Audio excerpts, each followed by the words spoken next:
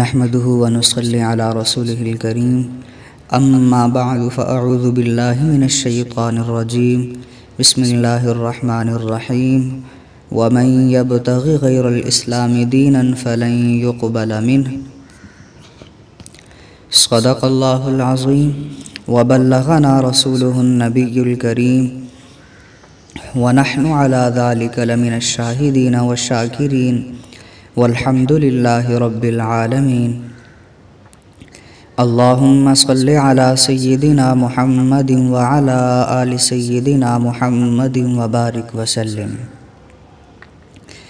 اللہ رب العزت نے ہمیں جو دین اسلام عطا فرمایا ہے یہ ہر لحاظ سے کامل اور مکمل دین ہے۔ اللہ رب العزت نے مختلف آسمانی دین اپنے اپنے وقت میں بھیجے ہیں، لیکن ان میں سے جو دین اسلام ہے یہ سب سے آخر میں آیا ہے،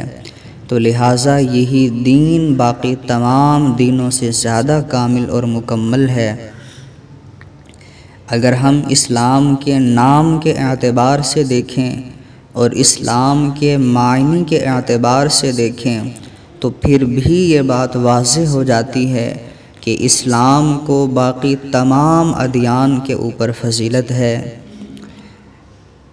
پہلے جو ادیان تھے ان کے نام عموماً کسی شخص کے نام پر رکھے گئے ہیں یا پھر کسی قبیلے کے نام پر رکھے گئے ہیں، لیکن اسلام کا نام یہ نہ تو کسی شخص کے نام پر رکھا گیا ہے نہ ہی کسی قبیلے یا کسی جگہ کے نام پر رکھا گیا ہے۔ مثال کے طور پر یہود یہ ایک قبیلہ تھا کہ جس کی وجہ سے یہودی مشہور ہو گئے۔ حضرت عیسیٰ علیہ السلام کو جیسوس کرسٹ کہا جاتا تھا،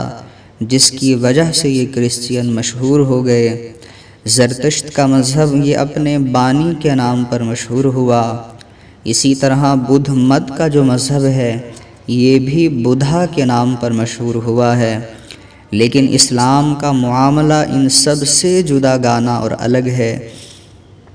اسلام کا لفظی مطلب ہے فرما برداری کرنا، تسلیم کرنا، جیسے انگلش میں کہا جاتا ہے سرنڈر کر دینا،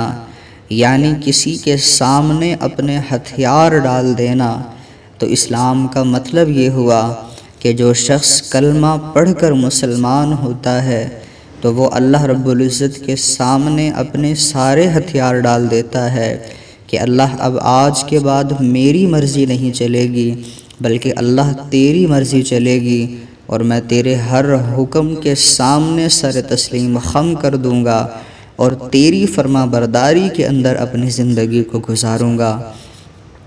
تو دین اسلام یہ اپنے نام اور معنی کے اعتبار سے بھی دوسرے ادیان پر فضیلت رکھتا ہے۔ اسی طرح اگر ہم دین اسلام کا باقی ادیان کی آسمانی کتابوں کے ساتھ اگر مقابلہ کریں، تقابل کریں، تو پھر بھی یہ بات واضح ہو جاتی ہے کہ دین اسلام یہ باقی ادیان کے اوپر فضیلت رکھتا ہے۔ اللہ رب العزت نے مختلف انبیاء پر مختلف کتابیں اتاری ہیں، لیکن وہ کتابیں محفوظ نہ رہ سکیں اور ان کتابوں کے اندر کسی نہ کسی طریقے کے اعتبار سے تحریف اور تبدیلیاں واقع ہوتی چلی گئیں، لیکن اللہ رب العزت نے دین اسلام کے لیے جو حضور صلی اللہ علیہ وسلم پر قرآن عظیم الشان جیسی مقدس کتاب نازل فرمائی ہے اس کے اندر کسی بھی قسم کی کوئی تبدیلی واقع نہیں ہو سکی ہے اور نہ ہی قیامت تک کوئی تبدیلی واقع ہو سکے گی۔ اس اعتبار سے بھی دین اسلام یہ باقی دینوں پر فضیلت رکھتا ہے اور یہ کامل اور مکمل دین ہے۔ حضرت داؤد علیہ السلام پر زبور نازل ہوئی، لیکن حضرت داؤد علیہ السلام کی اپنی زندگی میں زبور کو لکھا نہیں گیا، بلکہ حضرت داؤد علیہ السلام کی وفات سے بھی 500 سال کے بعد لکھا گیا ہے، اور اسی طرح زبور کے اندر 100 شاعروں کے کلام کو بھی داخل کر دیا گیا ہے۔ اب ظاہر ہے کہ جو کتاب 500 سال کے بعد لکھی گئی ہو اور جس میں شاعروں کے کلام کو داخل کر دیا گیا ہو تو یہ بات واضح ہے کہ وہ اپنی اصلی شکل کے اندر موجود نہیں ہے۔ اسی طرح اگر ہم تورات کا جائزہ لیں، حضرت موسیٰ علیہ السلام پر اللہ رب العزت نے تورات کو نازل فرمایا، لیکن اہل بابل نے جب 6 صدی قبل مسیح میں بیت المقدس پر حملہ کیا تھا اور بیت المقدس کو تباہ کر دیا، تو جو تورات کی تختیاں تھیں وہ اس حملے کی وجہ سے ضائع ہو گئیں، اور پھر 100 سال کے بعد جب بنی اسرائیل رہا ہوئے تو پھر انہوں نے خود نئی تورات کو لکھا ہے، لیکن تاریخ آج تک اس بات کو ثابت نہیں کر سکی ہے کہ یہ نئی تورات یہ پرانی تورات کے بالکل عین مطابق ہے یا نہیں ہے۔ اسی طرح یہودیوں کے ہاں کچھ قوانین ایسے ہیں کہ جو سینہ بسینہ منتقل ہوتے چلے آئے ہیں۔ ان قوانین کو 1300 سال تک لکھا نہیں گیا، صرف سینہ بسینہ وہ منتقل ہوتے رہے، لیکن 2 صدی عیسوی میں یہودا بن سمعون نے ان کو تحریری شکل میں لا کر لکھا تھا، اور ان قوانین کو مشنہ کہا جاتا ہے۔ اب ہم اندازہ لگائیں کہ جن قوانین کو، جن باتوں کو 1300 سال تک لکھا نہ گیا ہو، اور پھر 1300 سال کے بعد ان کو تحریری شکل میں لایا جائے، تو معلوم یہی ہوتا ہے کہ وہ اپنی اصلی شکل کے اندر محفوظ نہیں ہیں۔ ان قوانین کو جب فلسطینی یہودیوں نے ترجمہ کیا تو اس کا نام انہوں نے ہلاکہ رکھ دیا، اور باہلی یہودیوں نے جب اس کا ترجمہ کیا تو انہوں نے اس کا نام حگادہ رکھ دیا، اور یہی جو تحریف شدہ کتب ہیں، ان سب کا جو مجموعہ ہے اس کو قلمود کہا جاتا ہے، اور یہی یہودیوں کا سرمایہ ہے۔ تو معلوم یہی ہوتا ہے کہ یہودیوں کے پاس جو اللہ رب العزت کی طرف سے کتاب آئی تھی، انہوں نے اس کتاب کو محفوظ نہ رکھا، بلکہ اس کے اندر بہت ساری تبدیلیاں انہوں نے کر دیں۔ اسی طرح اگر ہم انجیل کا مطالعہ کریں، انجیل کے حالات کو اگر ہم پڑھیں، تو پھر بھی یہ بات واضح ہو جاتی ہے کہ انجیل بھی اپنی اصلی شکل کے اندر محفوظ نہ رہ سکی۔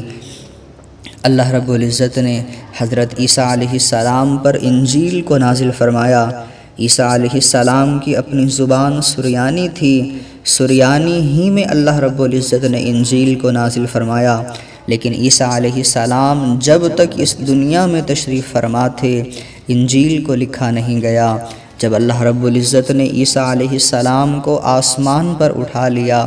تو آپ کے آسمان پر اٹھائے جانے کے بعد انجیل کو لکھا گیا ہے۔ اور پھر اس بات میں بھی اختلاف ہے کہ جب انجیل کو لکھا گیا تھا تو وہ یونانی زبان میں لکھا گیا یا آرامی زبان کے اندر لکھا گیا۔ اور اسی طرح اگر عیسائیوں سے یہ بات پوچھ لی جائے کہ نیو ٹیسٹمنٹ کا ترجمہ لاطینی زبان میں کس نے کیا تھا، کب کیا تھا اور کیوں کیا تھا، تو عیسائیوں کے پاس اس کی تاریخ محفوظ نہیں ہے اور وہ اس کا جواب نہیں دے سکتے ہیں۔ 4 صدی میں عیسائی پادری نے یہ سوچا کہ ہماری کتاب کے بہت زیادہ نسخے ہیں، لیکن ہماری ہر کتاب ایک دوسرے سے جدا ہے، آپس میں ہماری کتابیں ملتی نہیں ہیں، تو لہٰذا ہمیں کچھ اس کا کرنا چاہیے۔ چنانچہ اسی پادری کے حکم پر نظر ثانی کی گئی اور 70 انجیلوں کو اکٹھا کیا گیا، مگر وہ جو عیسائی تھے انہوں نے ان 70 انجیلوں میں سے 4 کو منتخب کر لیا تھا۔ ان 4 میں سے ایک کا نام سر کنگ جیم ورژن رکھا گیا ہے، اور یہ عیسائیوں کے ہاں بہت زیادہ مقبول ہے۔ اگر ہم اس کے نام سے بھی اندازہ لگا لیں، سر کنگ جیم ورژن، اور یہ سب لوگوں کو پتہ ہے کہ ورژن کسے کہا جاتا ہے کہ جب کسی کتاب کے اندر کوئی تبدیلی، کوئی کمی بیشی کرنے کے بعد اس کے نئے ایڈیشن کو شائع کیا جاتا ہے تو اس کو ورژن کہا جاتا ہے۔ تو اس سے بھی یہ بات معلوم ہوتی ہے کہ جو انجیل اللہ رب العزت نے نازل فرمائی تھی وہ اپنی صحیح حالت کے اندر محفوظ نہ رہ سکی، بلکہ عیسائیوں نے اس کے اندر بہت زیادہ تبدیلیاں کر دی ہیں۔ لیکن اللہ رب العزت نے دین اسلام کے لیے جو قرآن نازل فرمایا ہے، اللہ رب العزت نے اس کی خود حفاظت کا ذمہ بھی لیا ہے۔ تبھی تو آج سے 1450 سال قبل سے جب قرآن نازل ہوا، جس حالت میں نازل ہوا تھا، آج تک بعین ہی اسی حالت کے اندر محفوظ ہے۔ اس کے کسی ایک لفظ میں، کسی ایک حرکت میں، زیر زبر پیش میں بھی کوئی فرق نہ ہو سکا ہے، اور نہ ہی قیامت تک ایسا ہو سکے گا۔ تو لہٰذا دین اسلام یہ سارے ادیان پر فوقیت اور فضیلت رکھتا ہے۔ اللہ رب العزت نے ہمیں جو یہ دین عطا فرما دیا، یہ اللہ رب العزت کا ہم پر بہت بڑا احسان ہے۔ ہمیں چاہیے کہ ہم اللہ کے اس احسان کی قدر کریں، اللہ رب العزت کا اس نعمت پر شکر ادا کریں، اور اس دین اسلام کے مطابق اپنی زندگیوں کو گزارنے والے بن جائیں، تاکہ اللہ رب العزت دنیا کے اندر بھی اور آخرت کے اندر بھی کامیابیاں اور کامرانیاں عطا فرما دے۔ وآخر دعوانا ان الحمد للہ رب العالمین۔